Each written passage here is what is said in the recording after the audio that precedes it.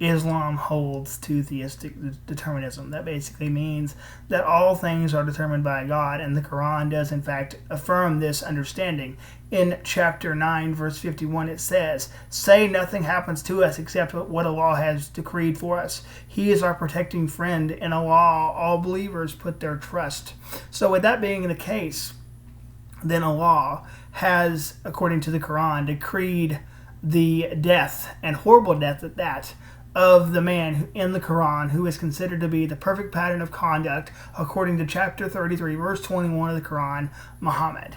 Now the question is, why in the world would Allah decree the death of the man who is seen as the perfect pattern of conduct? Well, to find that answer, we need to look at chapter 69, verse 44 through 47. It says, "And if he had invented false sayings about us, we surely would have taken him by the right hand and then severed his aorta, and no, not one of you could have held him off from us."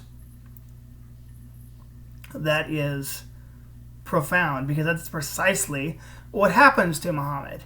But before we get to that point, to show that Muhammad is indeed a false prophet, we need to look at what happened to Muhammad. So to find the answer to this, we need to look at Sahih Bukhari 26:17, narrated Anas bin Malik, a Jewess brought a poisoned cooked sheep for the Prophet, who ate from it. She brought to the Prophet, and he was asked, "Shall we kill her?" He said, "No." I continued to see the effect of the poison on his palate, in his mouth, of the messenger of Allah. So basically what it's saying is that Muhammad was poisoned by a Jewish woman. Now the question is, why in the world did this woman deem it necessary to poison Muhammad? Well, there's two things that happen. The first thing is that Muhammad slaughtered her entire family, her husband and her brothers. But also she said in other hadiths that, you know, if he is a prophet, then this would not kill him. But as this says, that he is poisoned, and his companions could see the effects of the poison in his mouth. But I want to look at another hadith. It's Sahih Bukhari 44:28, narrated Aisha. This is Muhammad's child bride, the 9-year-old that he climbed onto and had sex with. But I want to continue on. It says, "The Prophet, in his ailment in which he died, used to say, 'O Aisha, I still feel the pain caused by the food that I ate at Khaybar, and at that time I feel as if my aorta is being cut from the poison.'" Did you notice what happened? He said he felt like his aorta was being cut from the poison. Now, why is this important? Because this is precisely how Allah said he would kill Muhammad if he provided false sayings about Allah. And it just so happens that Muhammad does in fact provide false sayings about his God.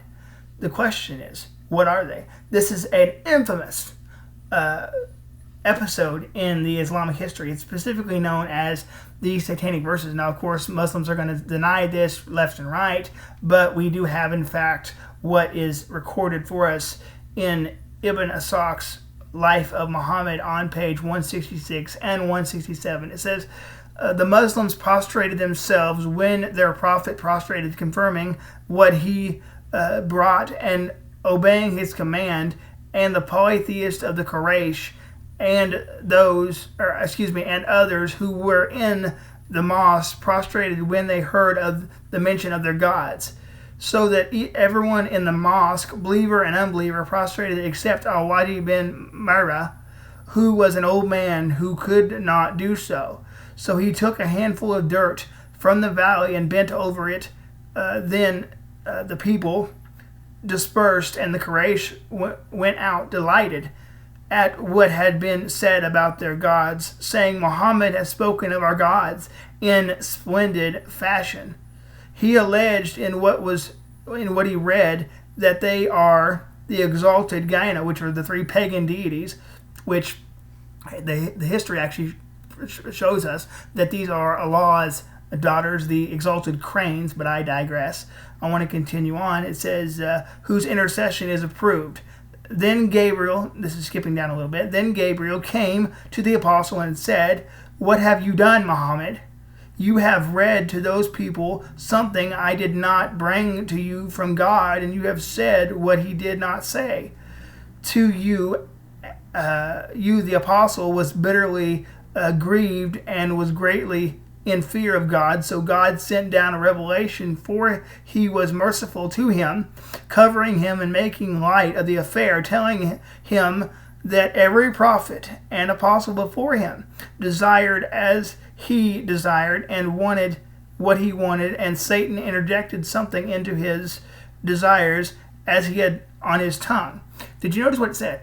So basically what we have here is, we have, and I really think that Muhammad made up a law, because it seems like Allah's childhood was a horrible childhood, and it seems like he either had a split personality or an imaginary friend or whatever. But the point is that these are very convenient. Notice what it said, though. It said after Gabriel said that Muhammad did not, Muhammad passed off a command that was not from Allah. Did you notice what it said?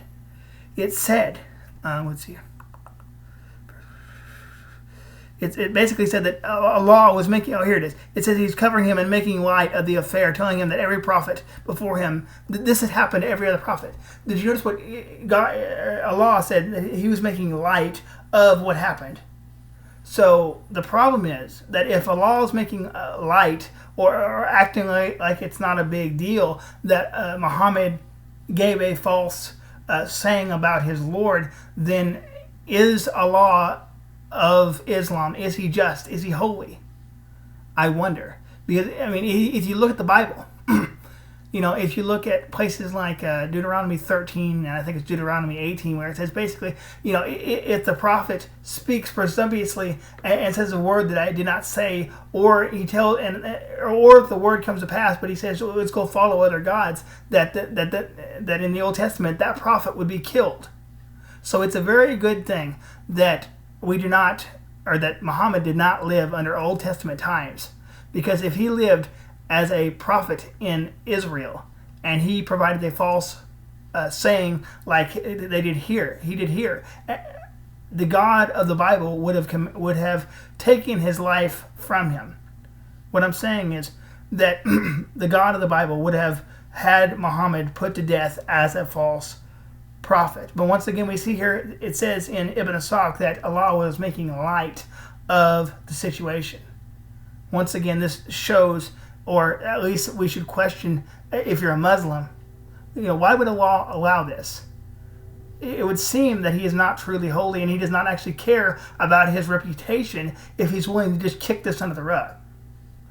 Because, like I said, God should be holy, and he should not want people to be led astray by some false thing that is said about him. But no, here we have Allah saying it's okay. It happens to everybody, Muhammad. Do better next time. That is just horrible. But ultimately, though, I think it is ironic with regards to how Muhammad dies, because it says that he is killed by having his aorta cut, which is specifically how Allah in the Quran said that Muhammad would die if he provided a false saying about Allah, which I think is just a confirmation from the Lord that Muhammad was truly a false prophet and should not be followed